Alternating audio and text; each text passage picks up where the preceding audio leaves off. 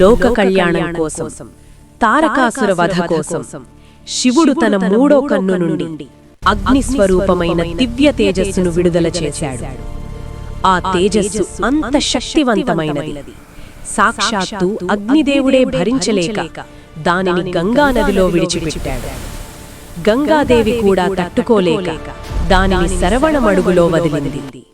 అక్కడ రెల్లు పొదల మధ్య ఆ శివతేజస్సు 6 భాగాలుగా విడిపోయి 6 తామర పువ్వుల్లో 6 దివ్య బాలురుగా అవతరించింది. సమయంలో ఆకాశం నుండి వెళుతున్న కృత్తికలు అనే 6 నక్షత్ర దేవతలు ఆ బాలుర ఏడుపు విని కిందికి దిగివచ్చి వారికి పాలిచ్చారు. కృత్తికలు పెంచారు కాబట్టి స్వామికి కార్తికేయుడు అని పేరొచ్చింది.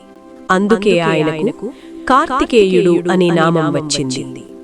విషయం తెలిసిన పార్వతీదేవి 6 బాలురను ఒక్కసారిగా ఆలింగనం చెయ్యగానే వారు ఒక్కటై 6 ముఖాలు 12 చేతులతో ఒకే దివ్య రూపంగా మారారు. అందుకే ఆయన షణ్ముఖుడు, శరవణభవుడు, స్కందుడు, గుహుడు, మురుగన్. ఆ దివ్య బాలుడే దేవతల సేనాధిపతి అయ్యి తన శక్తియుధంతో తారకాసురుణ్ణి సంహరించి త్రిలోకాలకు శాంతిని ప్రసాదించాడు. అతడే సుబ్రహ్మణ్య స్వామి. జయ జయ శంకర కుమార.